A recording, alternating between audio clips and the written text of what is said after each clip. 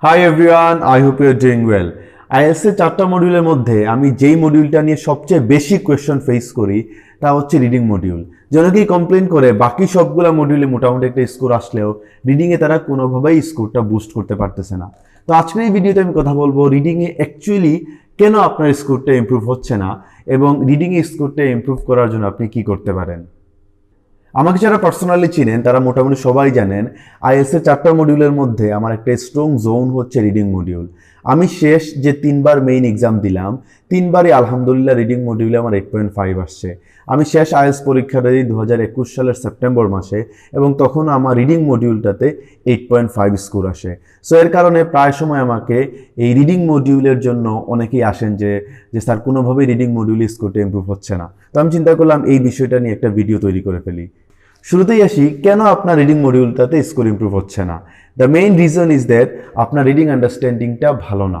Reading understanding মানে হচ্ছে আপনি ইংলিশে যখন একটা বাক্য পড়েন, একটা সেন্টেন্স পড়েন, তখন আপনি বুঝতে পারেন না।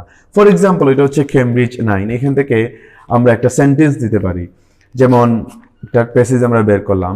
তো রিডিং আন্ডারস্ট্যান্ডিং মানে হচ্ছে আপনি যখন ইংলিশে একটা বাক্য পড়েন, এই বাক্য পড়ার পর যদি আপনি বুঝতে না পারেন তাহলে আপনি যত ট্রিক্স জানেন, যত টেকনিক জানেন, এগুলো কিন্তু খুব একটা কাজে দিবে না। এবং এই রিডিং আন্ডারস্ট্যান্ডিং না থাকার কারণে বেশিরভাগ ক্যান্ডিডেটরাই রিডিংয়ে ভালো করতে পারে না। I am not saying tricks, techniques and strategies are not important, ওইগুলো অবশ্যই ইম্পর্টেন্ট, বাট এগুলো তখনই ইম্পর্টেন্ট যখন আপনার রিডিং আন্ডারস্ট্যান্ডিংটা আসে, যখন আপনি ইংলিশটা পড়ে বুঝতে পারেন।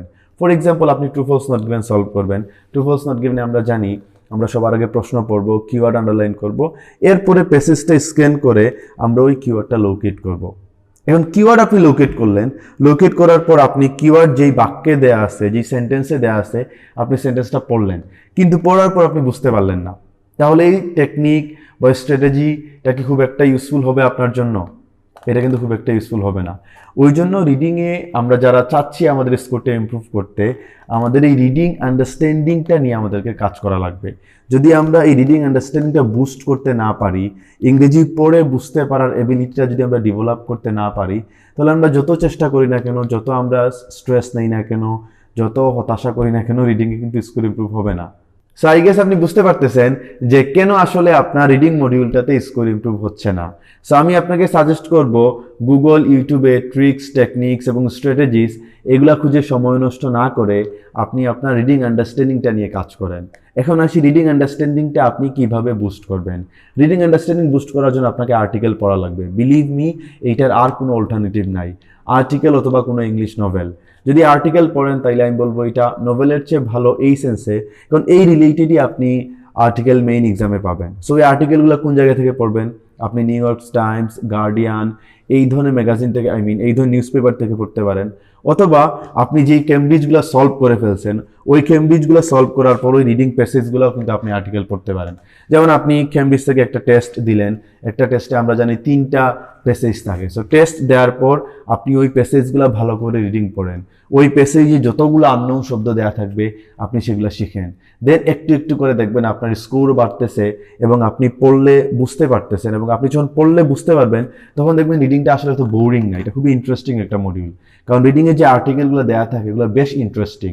আমরা যেই কারণে রিডিংটা আমাদের কাছে যেই কারণে রিডিংটা হেডেক লাগে, কারণ হচ্ছে আমরা পড়ে বুঝতে পারি না। সো এই রিডিং আন্ডারস্ট্যান্ডিংটা যখন আমাদের চলে আসবে তখন দেখবেন reading is a very fun module to solve. So I guess আপনারা বুঝতে পারছেন যে রিডিং আন্ডারস্ট্যান্ডিংটা আপনারা কিভাবে বুস্ট করবেন এবং এই রিডিং আন্ডারস্ট্যান্ডিংটা কতটুকু ইম্পর্টেন্ট আপনার এই রিডিং মডিউলে স্কোরটা বুস্ট করার জন্য। তবে একটা ইম্পর্টেন্ট বিষয় হচ্ছে, আপনি যখন একটা আর্টিকেল পড়বেন তখন অনেকগুলো আননোন শব্দ পাবেন, ওই শব্দগুলো কিন্তু আপনাকে শেখা লাগবে। যে আপনি শুধু পড়তেছেন কিন্তু বুঝতেছেন না, এই পড়ে লাভ নাই। আপনি একদিনে একটা প্যারাগ্রাফ পড়েন, একটা ফুল আর্টিকেল আপনার পড়ার দরকার নেই, আপনি হাফ আর্টিকেল পড়েন, বাট যতটুকু আপনি পড়বেন ততটুকু পুরোটা বুঝে পড়বেন। এখানে যতগুলো আননোন শব্দ পাবেন সবগুলো আপনি শিখবেন এবং আপনি নোট ডাউন করে রাখবেন। নেক্সট দিন আপনি যখন কোনো আর্টিকেল পড়তে যাবেন তার আগে এই আননোন শব্দগুলো আপনি একবার রিভাইজ দিবেন। এইভাবে যদি আপনি কাজ করেন ইনশাল্লাহ আপনার স্কোর অবশ্যই বুস্ট হবে। But keep in mind that it's a slow process, যে আপনি আজকে আর্টিকেল পড়লেন, কালকে পড়লেন, এক সপ্তাহ পড়লেন, এরপর যে আপনার স্কোরটা 4 থেকে 5-এ চলে যাবে, 5 থেকে 6-এ চলে যাবে, বিষয়টা এরকম না। You have to give it some time. আপনি কন্টিনিউয়াসলি যদি করেন একটা সময় গিয়ে ডেফিনেটলি আপনার স্কোর ইমপ্রুভ হবে।